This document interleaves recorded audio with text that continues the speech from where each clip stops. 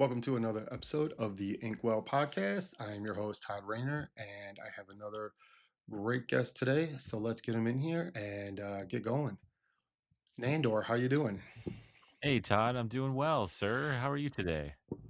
We're good. We spent a few days in Chicago visiting friends over the weekend. Got to go to my first Cubs game, so I was like super excited. So, but Oh, man, yeah. Well, hey, now it's we're Monday. rivals because I'm from Missouri, so like Oh, the Cardinals, the Cardinals and mm-hmm. Cubs. Yeah, But no, I love all baseball teams, to be honest. Like I'm a huge baseball nerd, and yeah. I kind of got out of it for a few years, but I've been slowly getting back into watching more games, and yeah, I love it. So that's awesome. I've never seen the Cubs play, so that must have been great. It was a lot of fun. My wife and I are originally from Cleveland, so I grew up like an old Cleveland Indians fan, now Guardians. So, for me, it was Yeah. like you grow up in Cleveland, you just are born as a sports fan. You don't have a say so, Yeah. but it was really fun. I mean, it's just that Wrigley Field is such an iconic stadium. It was a lot of fun. Yeah. But now it's Monday, back to work, trying to get comics made, trying to get things edited and artwork finished. So, back to the grind. But for those out there that maybe know you or first time viewers, I like to kind of go through a few questions, get everybody out there to get to know you a little bit better. So we'll just dive right in here. What really pursued you to inspire kind of getting into the indie comic scene and doing your own book here? Yeah, so, man, I'm really, I've always really been, um, an enjoyer of storytelling and, Hmm. I mean, that's where it all starts. It's like I'm a super fan of comic books, of the medium, of Hmm. superheroes, of um, storytelling and like impactful emotional storytelling that resonates with people. And since I was a young kid, I've always enjoyed watching someone overcome something, Hmm. and to empathize with characters and to feel less alone in the Hmm. world. And a lot of my favorite characters growing up, whether it be in the Marvel or DC universes or just in cinema history or however you enjoy storytelling, whether it be music. I love Yeah. connection and the human connection that stories can bring. Um, and so when I had just gotten out of high school, I was thinking about the kind of career path I wanted to take, as one does. And you're kind of faced with all these decisions that you have to make if you want to go to college, if you want to learn a trade, if you want Hmm. to, what kind of degree, if you don't want to do any of those things and you just want to join the workforce. So for me, this was about a decade ago or longer, and I was thinking about what I wanted to do with my life and the kind of legacy or the kind of mark I'd want to leave. What do I want to pursue? And I knew I wanted to be a writer. I didn't Hmm. know exactly if that was, journalism or if that was creative writing or if that was, another form of literature, poetry, Hmm. anything like that. But the more I thought about it and the more I thought about, um, what I love, it Yeah. all came back to comics. Like all roads led to comics. All my Hmm. my fandom, my sense of the kind of stories that I'd like to tell, the medium, um, and it just seemed like the most inviting space for me at the time that I wanted to pursue. And this was kind of right before crowdfunding really took off, but I was Hmm. so like 2017, 2016, I was getting introduced to the idea of making independent comics and Hmm. what that would look like. And so I kind of came in at this time when a lot of creators were, creating their own independent work, whether it be at Image Comics or, Hmm. just seeing kind of this mass exodus of creators leaving these big two companies and making their own stuff. And then um, being really like excited about that. And creators that I admire like Jonathan Hickman, um, and Ed Brubaker and Matt Fraction and Brian Michael Bendis. I kind of came in on that era Mhm. all of these creators that were working at Marvel and DC, and then they were kind of making their own stuff too. Yeah. And that just seemed like, whoa, could I do that? What would that Yeah. look like? I'm not going to be able to get a job at one of these larger companies unless I show what I can do, Yeah. and so I was curious about what I'd be able to do as a storyteller, but I was also thinking in the long term, and going, the only way I'm going to get eyes on my ability to be a storyteller, and my to accrue that fan base is to make comics. And so Mhm. Seasons was the first comic that I ever started working on and writing. And here we are today, talking about it, and it's going to be releasing in stores nationwide in September. So, like, I've been working on multiple projects throughout the last decade of my independent comics career. But Seasons has always been there, and we're able to share it with the world now. Yeah, and we'll get into that book. I mean, what I was able to kind of read on it sounds very fascinating. So I'm curious to hear a little bit more about it.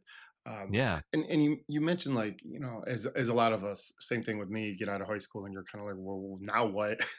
What do you yeah. do with your life? Comics was always very close to my heart, so that was always there, whether it be on the back burner or like today, like actively publishing stuff. Was there any formal education to get into writing, or did you just kind of like learn as you go? Yeah, so I kind of had a knack for writing. I mean I felt, and I saw this because I was writing a lot of opinion blogs for video game websites just on my own, and I learned, I saw they were getting traction, and I kind of learned that the ability to speak your mind through the written word Hmm. was much more my speed. I Hmm. was definitely.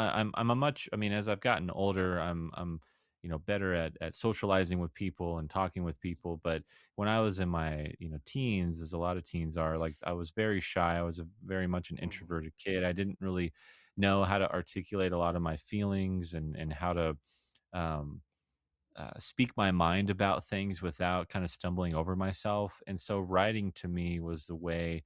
I would journal a lot. I would put all my thoughts down, and it was a way to kind of organize the way I thought about the world, and the way that I thought about my life, and Hmm. analyzing movies, or things I was enjoying. I really liked making lists of things and analyzing things and breaking them down by pros and cons, things like that. And so um I would write these blogs, and they would get, like, chosen as, like, some of the best blogs of the week on GameInformer.com. I was really into Hmm. video game journalism, and I was 13 years old, and I was like, well, this is great. Like, I'm getting some sort of feedback and encouragement by a Hmm. community at the time.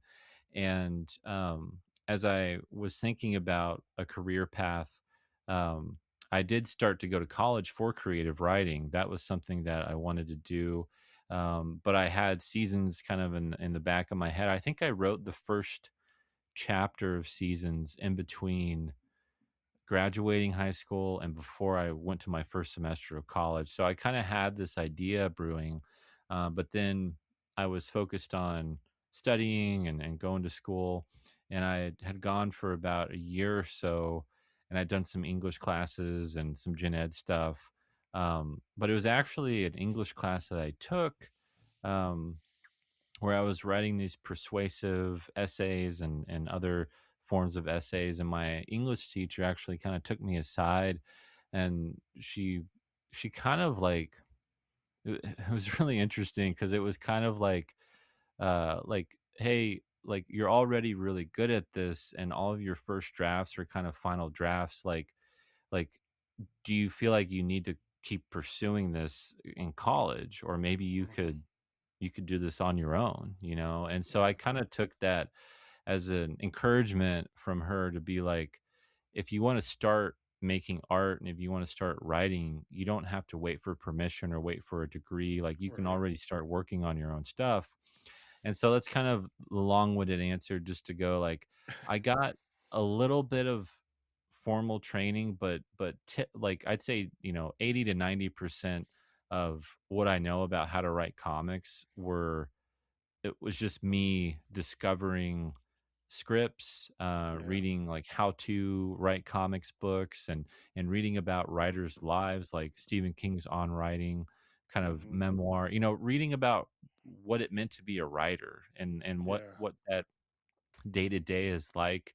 And so it's been a journey. I'm still learning today, and I feel like I've definitely gotten to be a better writer throughout the years. But I was really fascinated with the script format for writing comics and just curious about it. And I would just kind of mull over scripts at the time and see what I could find out. Yeah. That's it's always tough. I think whether you have formal education or not, the writing side of it, I get a lot of answers when I ask a lot of writers this. It's like, oh, I started Yeah. at screenplay writing, or I started doing novels, and it always, like you said, it always comes back to like that comic format, that type of media, and that's what a lot of us kind of gravitate towards. You've been saying you've been doing this for quite a while, and what do we have? Seasons was your first book that you wrote, and kind of we'll Mhm. get into that here. But what keeps you motivated to like continue to write new stuff? Is it, what are the motivations there? Yeah, I think partially it's a business mindset that I have where my my goal has always been to become a full-time comic book writer. Like Hmm. that's I mean, I would love to write in other mediums and that'd be great, but I just have this kind of laser focused passion to try to make a career out of the comic book stories that I want to tell. And so like when I had thought about the kind of books that I wanted to write and the kind of books that I wanted to publish on my own. Foxhole Comics is my Hmm. imprint that I publish all my books under.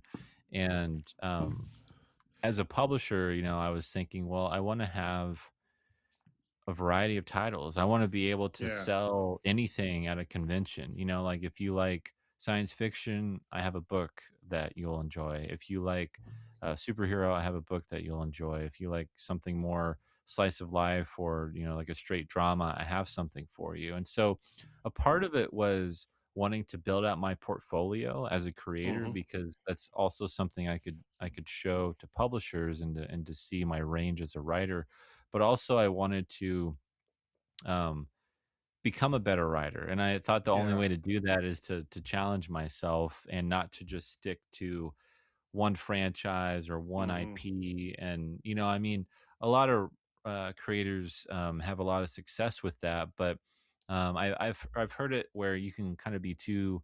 There's like two different types of comic book creators, independent comic book creators. You can either work vertically, which Hmm. is just building one IP or brand Right.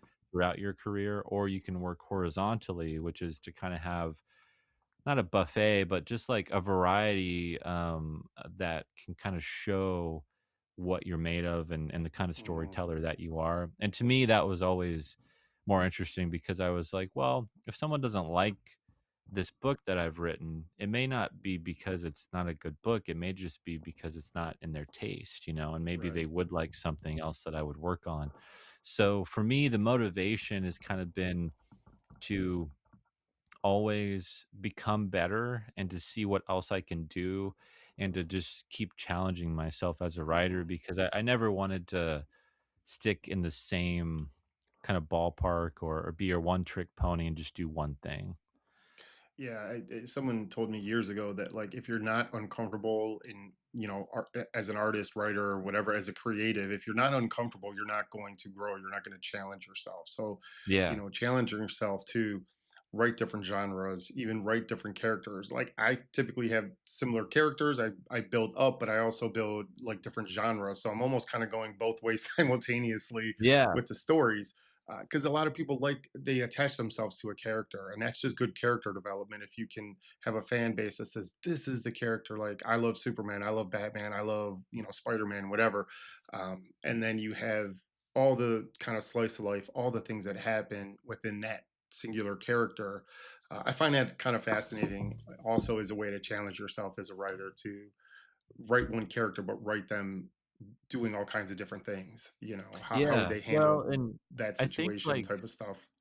I think you notice too. I mean, not to kind of reduce everything I've written to one Hmm. thing, but I do look back in hindsight and kind of look at my different stories, and they're kind of all one story or one Mm. character. It's just like Okay. different flavors of Right. that, and it's something that is subconscious, I think, and Hmm. also it's just like, hey, there's this angle here that I really wasn't able to explore as much in this other book.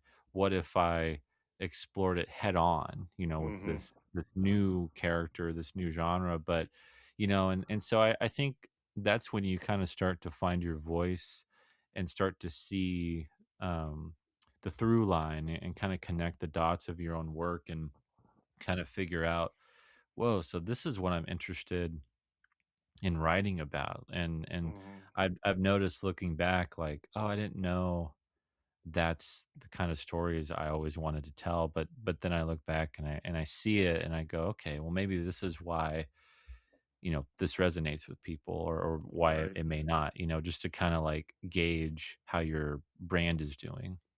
Yeah, and we be talking about the challenging ourselves as writers, but what would you think is, or you would say is your biggest challenge, just as an indie creator, not specifically a writer. I mean, you could be specific as a writer, but just like I know that when I talk to indie creators, there's such a wide variety of challenges in the market.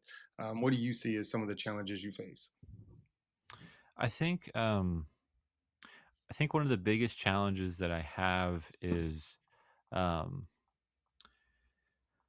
I would say output, Hmm. and like I've been doing this for many years now, but I've only been able to produce 1 book a year, Okay. typically. And so I have about 7 to 8 books out, and a couple of different series. But I think, honestly, like, I feel like I would be in a better place if I was putting out more comics on a regular basis, not just Hmm. 1 book a year, because I think, people have a tendency, and this is just, where we are in our society now, where we have all these distractions, all these things Yeah. that are, taking up our time, and that, we want to go to this thing and this thing. And I feel like sometimes I miss the boat because it's like, hey, I have this series I'm working on, but I can only produce it, Yeah. this amount of times, and so I've been trying to work out ways that I can budget myself better, budget with artists better, kind of plan out the way I want to do things a little bit more consistently. I think Hmm. consistency in the independent comic scene can really determine how successful you are. I Hmm. think the work itself speaks for itself. Like every book that I've made, I feel like the quality is there, and it's not necessarily the quantity that matters, but it's just that Hmm. consistency of going, hey, as a reader, like I want this to come out on a consistent basis. I don't want to guess if you're going to finish the Yeah. story. I don't want to guess, when issue 2 or 3 is going to release. Is it going to be in a couple years? I'm going to forget what I read, a couple years ago. And so it's Hmm. really different when you're working in an environment like that, because comics come out on a monthly basis, right? And like that's how a Yeah. lot of us enjoy this medium. And so as an independent creator, you're kind of having to really trust your audience and hope that they always come back. And Right. thankfully, with every crowdfunding campaign I've done 10 of them now, and they've all funded. Everyone's come back. I've never had a failed campaign. I've never had, anything go awry or amiss. I feel like Hmm. everything I've done has been successful. But the amount of success I want to keep building on. And I think that consistency has been difficult. Yeah, it's definitely consistency across the board. Like as a consistent writer, consistent artist, consistent publisher, I had to take a step back doing all the art for some of the books because, like you, it was taking me 11, 12 months to do one issue, and Yeah. it was just like, I did feel like I was doing a disservice to the fans because I would go to conventions and they would like it. So it's like, okay, I need to produce more of this. And I think Hmm. that'll help grow your fan base, grow, all the things that we want to grow for indie creators. And then, lastly here, and we'll get into seasons, what do you kind of how do you manage the whole promoting and wearing all the different hats, because a lot of people don't realize, like, not only how much work goes into making a single individual comic, but just the amount Hmm. of hats that we as indie creators have to wear. How do you kind of go about managing all that together? Yeah, well, over time, I've been able to kind of figure out what works for me, and it has been a matter of trial and error, Hmm. continuously. I mean, when I started out, like seasons, I began putting that out for free for people to read online to kind of build a growing fan base, because that was kind of at a time when putting putting your comics online for free as like a web comic was kind of a big Hmm. deal. And Yeah. it, again, it was kind of before Kickstarter really took off, where people didn't really know how to make independent comics, in terms of like having a direct market avenue for people, rather Right. than just printing your own comic at a local print shop and then going to conventions. That was kind of Hmm. how the typical way you would do it. And so um, and I eventually stopped doing that and went directly into crowdfunding. And uh, in 2019, 2020, it's when the kind of a lot of the YouTube comic book shows kind of took off and podcasts took off in the independent comic book scene. And so I started doing a lot more interviews and kind of putting myself out there more, in Hmm. ways that I wasn't comfortable with before, or didn't really feel confident enough to do. And so I think like realizing what it took to get yourself out there and to be your biggest fan, basically like Hmm. learn what Hmm. that means to be your biggest fan, not to be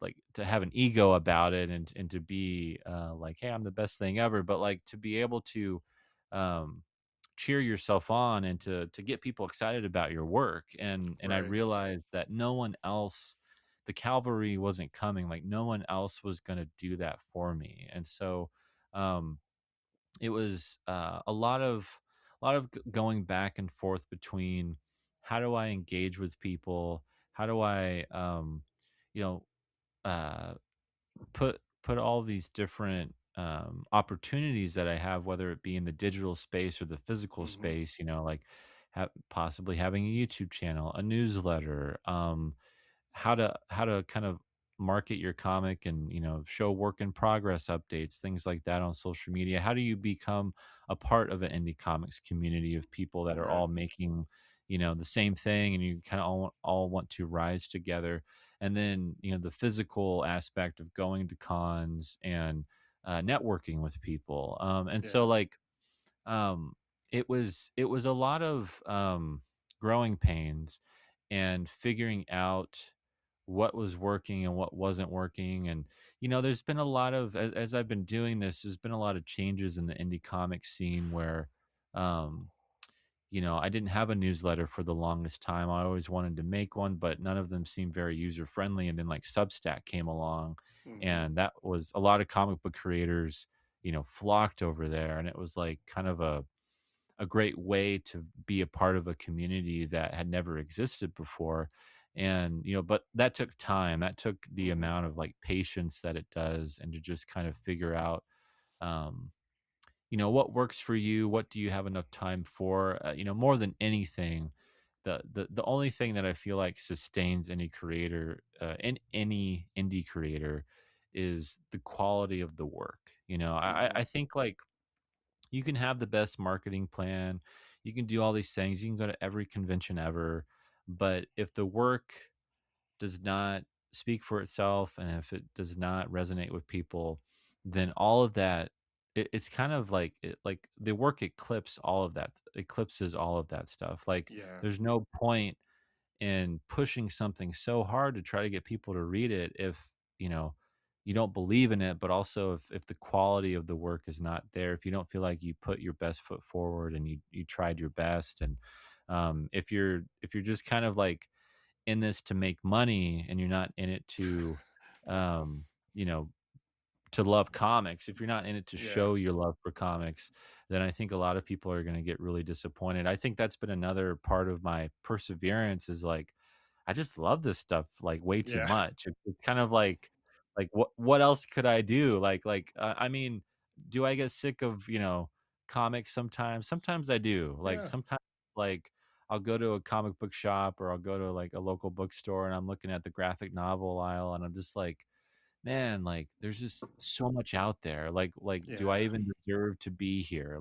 There's, there's so many options for people, and when you're working on a comic, the last thing you wanna do is kinda read one and be amazed by how great it is and be like, "Man, I suck. Like, I can never be this good. What am I doing?" But other times I'll read something and I go, I know exactly, like, I belong here. I know exactly Mhm. that Mhm. this is what I wanna be doing. Yeah, you touched on several different things. I mean, the how the industry has changed is its own podcast episode. Like, have you? Yeah. eh, Yeah. we deep dive into like all the changes that have happened, and also like I try to. At first, I did compare myself. Like, this is what I want to be. Like, to be this good or to have this skill set, and you're not going to get there from the start. It takes years and years and years to build up that skill set.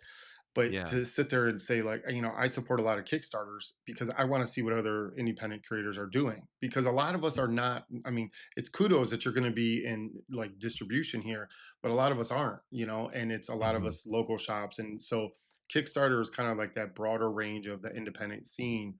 And you're right. Like you look at some things and you're like, okay, I belong here. And then other times you're like, no, I still got a lot of growing. I still got Yeah. to get better. So it's Yeah. definitely it can be challenging to to feel comfortable where you're at as an indie creator. To know that Yeah. like we're never, I mean, we may never achieve like the superstardom of some of the writers and artists that we look up to, but to have the modesty to say like, okay, this is where we belong. So it's okay that if we're not doing $200,000 Kickstarters, we can be content Yeah. with our space. So but we always want that, right? We always want to have that one viral thing that kind of sets the stage for greater things. But let's jump into seasons and yeah, tell us all about it. Yeah, I'd be happy to. So, I've been mentioning this book that I've been working on for a long time. I originally kickstarted the first 2 volumes as hardcover kinda collector deluxe edition, that was the first book that I ever put out, and I put out volume 2 a couple years later. And meanwhile, I've been working on other projects, like I have Manchild and Lifeline and The Fabled Offering. Um, but Seasons has been something that I've been pitching around to publishers, ever Mhm, since then, while I've been working on these other projects and still crowdfunding my own work. And it wasn't until last year or last summer that Dirk Manning had taken over Source Point Press as publisher. And I had spoken with Dirk a few times before then, just very briefly. And he reached out and was like, "Hey, like, what about Seasons? Like, I think we can mhm. still do this book together." And, I was overjoyed. I was like, "Oh my gosh, like finally, like the moment Yeah. has come." And so Seasons is a supernatural slice of life kind of grounded superhero story that follows a young man named Fletcher Eames through 1 year of his life. It's going to be a Mhm, 4 volume series. And with each volume, that takes place during a different season of the year, his abilities change. So mhm, he has these supernatural, super like powers that allow him to face different enemies and different obstacles that are in his way. And with each book, we get to see what those abilities, what he can do, what they are. A big mystery behind the series is where did they come from? You know, how did he Mhm. get them? And so it's M. Night Shyamalan's Unbreakable meets James O'Barr's The Crow is how I like to package it to Okay. kind of give people a sense of the tone. You know, it's very much for people who enjoy superhero stories, but it's not exclusively like there's no, you know, capes or tights or any of the window dressing, you know, that comes Yeah. into superhero stories. It's very much about a misunderstood young man who is estranged from his family, who has relationship issues, who is very much an overthinker and an over analytical type of person.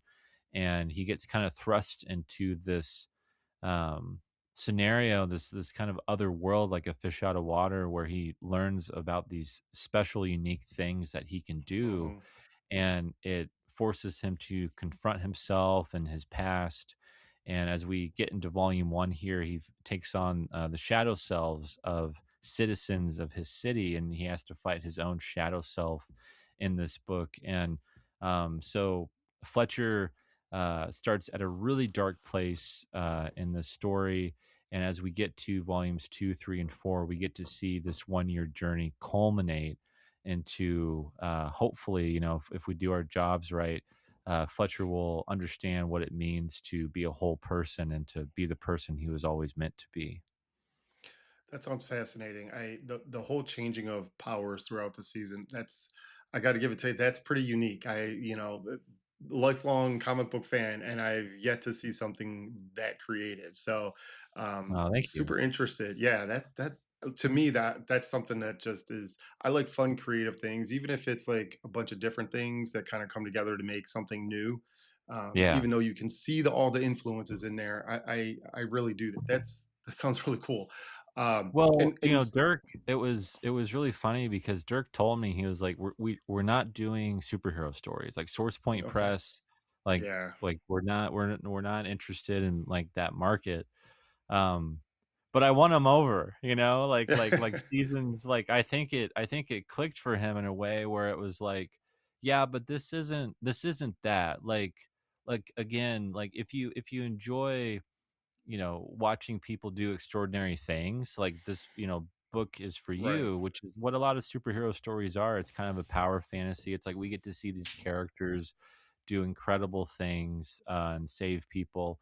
But you know, it's also very much, you know, superhero comics are soap operas. You know, it's right, like we're fascinated with, you know, Peter Parker, if he's going to end up with Gwen Stacy or Mary Jane, or if he's you know, dealing with things with his aunt, or if he's, you know, can't you know, get to his job on time, you know, things just yeah, relatable things like that. And so I really was, and I've always been more fascinated with the human character rather than hmm, the superhero alter ego. And that was a big inspiration for this story, for the series, was, well, what if, like, you know, there wasn't a character who had an alter ego, but he was doing all these extraordinary things, and a part of his abilities, you know, is kind of a metaphor for the changes that he's going through, and the theme of the story and the things that he's hmm, able to do. So there's kind of a metatextual level to each volume, and how the season kind of interplays with his powers, and how it reflects upon where he is at this moment in yeah, time. yeah. I'm definitely Team Mary Jane. So Yeah, I've always been her, but on her side. And that's fascinating because just having as the seasons change, having things change with the character, that gives you flexibility in a way or opportunities to explore such a variety of storytelling and story moments that you may yeah, not have if you're just going kind of like a linear story where the characters, this is their powers, this is the bad guy, and this is what they have to do, right? So right. yeah, again, really fascinating. And you're doing pre-orders for that. Is that what's going on with that one, volume one? Yeah. So right now, the book is available for pre-order at every comic book shop in the U.S., the U.K., and Canada. So if you Hmm. live, you know, around the world in those three countries, you can pre-order Seasons Volume 1 Spring right now at your local Mm, comic book shop. The final order cutoff date is August 17th. So if you go to your local shop and place an order for this, they can put it down for you. But right, after the 17th of August, you won't have any luck to do that unless they ordered it, for themselves for the right. shop. So yeah, I want to encourage people to one support your local comic book store and reach out to them, and also support independent comic creators like myself, who have been working on these stories for a long time. And this is the first book that I've ever had in the direct market. And so it's available through Lunar Distribution. It's being published by SourcePoint Press, and it is in the Next Phases issue 55 catalog for retailers if they're listening. You can find it under the Prana Direct Market Solutions Okay, section of that catalog. And we have some preview pages in that catalog as well. So you can get a sense of the art and what Anthony Gonzalez Clark, my collaborator, has done with the book. But yeah, so this is a really exciting moment. They're going to be this book is going to be available in bookstores as well, hmm, distributed through Simon and Schuster, but comic book stores are getting it first. So okay, if you want this book, this is the best time to do it right now. And then it will be available later on next year through Barnes and Nobles and Books a okay. Millions and places like that. And then you're already working on the second and third volume. Correct. Yeah. So this is like the best time to get into the series because volume two is already completed. We have a 4 book deal with SourcePoint Press. So we want all of these volumes to release in this trade paperback format, but we are going to be releasing volume 3 and 4 um, as hardcovers, eventually. But volume 3 is up right now for pre-launch on Kickstarter. Okay. So for people who pick up volume 1 at the Hmm. comic book shop, so it releases on September 9th. So the FOC, the final order cutoff for volume 1 is August 17th, but the book will be in stores and comic book shops on September 9th. And Right. after that releases in stores, we're going to be launching the campaign right here for volume Okay. 3. So, we're hoping that people will pick up the volume at their local comic book shop and they'll enjoy it. And then we're going to launch this Kickstarter shortly thereafter. And, you know, people will hopefully come on board. But we're really excited to get to the penultimate chapter of this series. So it's been a long time coming. Now this is volumes one through three. Is each volume 150 pages, or is it kind of like that's the total count there? So, volumes 1 and 2 are both around 120 pages each. Okay. Volume 3 is gonna be 150 pages. So altogether, it's gonna Wow. be like 3 to 400 pages for volumes 1 through 3. By the time we're done with volume 4, it's gonna be about a 500 page, 450 to 500 page Yeah. series. That's pretty So, big. That's a huge story to tell.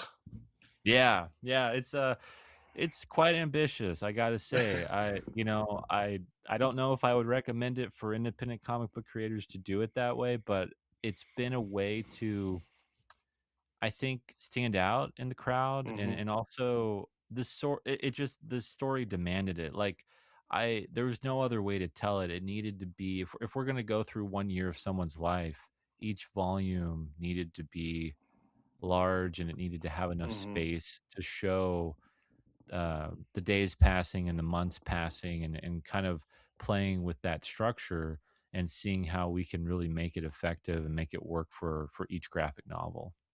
So each volume is one whole year. No, each volume Oh, is it's one season. Yeah. one season. Hmm. Okay, okay. I Yeah. was gonna say that could be pretty crazy if it's a whole year, but it's just Yeah. a few months, few months. That's still pretty a long time It's though in the the world of craziest comics. year of Fletcher's life, you know? Yeah, Like, imagine, like, definitely. the 1 year that defined you, you know, as a person, Right. and I think a lot of people can resonate with that. You know, we have our biggest heartbreaks or our biggest triumphs, and we always look back on a year in our life, and we're like, "Hey, that's the moment that shaped me," you know, as a Mhm. human being, and so Fletcher has multiples of those in this series, and um, you know, one of the most satisfying aspects of the series is just writing this character and showing him grow and showing him overcome things that maybe he never thought he'd be able to. Yeah. And I really hope that that can help inspire people to look at their own life and go, like, man, this guy has gone through so much crap and he's, still kicking and still trying to like heal things and you know, like I said, he starts in a really dark place in volume 1 and as we get through the series, volume 3 in particular um is all about kind of turning over a new leaf, pun intended, like being able to find healing and Mhm. to you know look at the past year that he's gone through thus far and try to remedy some of the things that has happened. But of course there's always going to be other obstacles and other things. One of the hardest things you can ever admit to yourself is that one, you have a problem, and one, you have to say you're sorry. like Yeah. like like if you've ever wronged anyone, if you've ever gone through something that you feel like you should have been able to navigate this situation a little bit better, that's one of the most courageous and most difficult things you can do in your own life, is to be able to admit that to yourself and try to find a path forward. And that's a lot of what Fletcher has struggled with, whether it be his mental health or his relationship issues or his family issues. A lot of that takes the responsibility of him understanding how Mhm. to um, how to learn where his own faults are, and how to heal those wounds that have been deep, for a long time. Yeah, that's a whole nother layer of character development. What you've been describing there is just the emotional side of it. I mean, I think as humans, we all kind of have our own individual trauma. Some of us worse than others. But at Yeah, the end of the day, like we're still here. Like you said, we're still kicking. Fletcher's still out there waking up every day. Trying to figure things yeah, out and do it. And I think that's a testament to good story writing for one, because it's hard to write that type of story, to have someone go through all these struggles and always find that path forward, because yeah, sometimes it could get the best of us, and we see that in a lot of indie comics or just in comics in general. Like, well, that hero just fell off the kind of wagon, to say, and that's great, mhm. because you can always have these redemption stories. I think like Batman and Iron Man and all that. A lot of those stories. But again, this sounds Yeah. unique. Well, and there's been, I mean, think of some of our favorite stories. I mean, like just thinking about some that I really enjoy. If it's a one-off, like there are moments when like a character has overcome something and they've won the day and they've Hmm. faced their demons. But I always want to know, well, what is it like after that?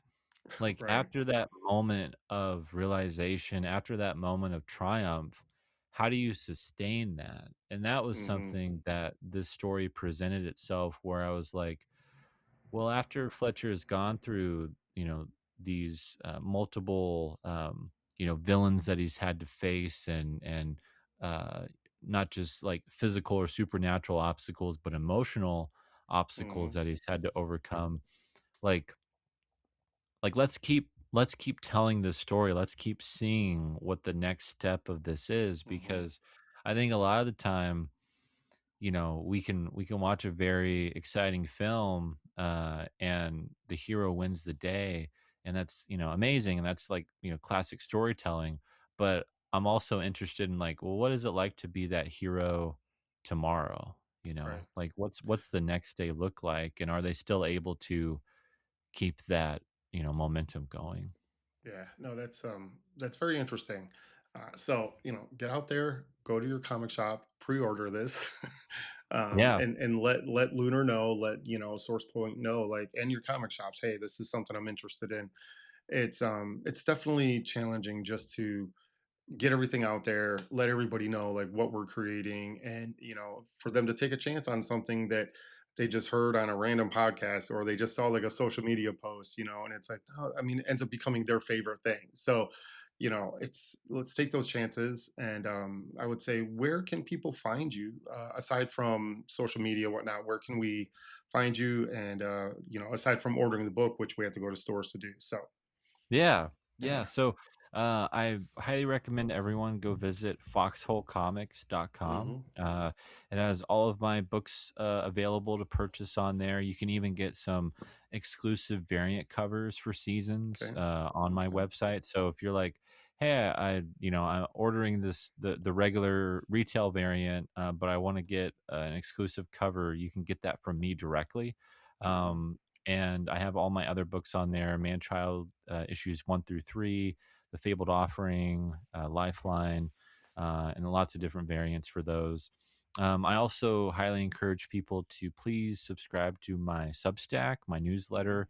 It's Foxhole Comics. You can find me on there. I promise I won't send too many emails. I typically just update you with, project updates and where I'm going to be, whether it be a convention or a store signing. And last thing is check out my YouTube channel, which is also Foxhole Comics. You can Okay. find some live streams that I do. I'll do some unboxings, for my own books when I get them in from the printer. I also like to do video essays on different comic book topics. So if there's Hmm. anything that you're interested in there, I do have a series on my channel called How I Made My First Comic, or How to Make Your First Comic. Hmm. And uh, um, it's a 6-part video, like essay series, that talks about how I started working on seasons, how I wrote my first script, how I found an artist, how I found a publisher, all those types of things. So for people who are learning or are still kind of figuring out some things, I think hopefully that will be helpful for them. Nice, nice. Well, that's a lot of places to find you. Substack definitely is something I've just started kind of getting into a little bit, but Yeah, it seems like a really creative and fun space to kind of tell your story and be social with your fans. So that's yeah. really interesting. And yeah, it's been a lot of fun chatting with you and talking about seasons and all the books that you write. And any final last words? Yeah, go to your local comic book store and pre-order Seasons Volume 1. I wanna sell out, I wanna get to a second printing, So I'm Yeah. really excited. I this has been a story that's been with me a very long time, and, for many years, I thought no one's ever gonna pick this up, this isn't gonna be published, this isn't gonna be in comic book stores, and I was okay with that. I was like, "This is just for Kickstarter, and this is just Hmm. for the people that want to support me." I was totally fine with that. But to be able to tell people that the first thing I ever worked on is going to be in stores and is going to be, available around the world, um, it means the world to me. So I really Yeah. hope people will check it out. And hey, if you're a fan of Brian Michael Bendis, Jim Zub, or Colin Bunn, they all gave great reviews for the book, that Mhm. like pull quotes that are on the book itself. So I have other industry professionals that have checked out Seasons and that encourage you to read it. So I hope people will, if they don't want to listen to me, maybe they'll listen to them. Yeah. Well, like I said, it's been a pleasure. Best of luck. And hopefully, like you said, we'll get to that second printing for seasons and go sign up for the pre launch as well. So you can, be there when the new volumes drop and you can kind of continue reading that story. But with that said, it's been a pleasure and I will see you all on the next episode. Thanks.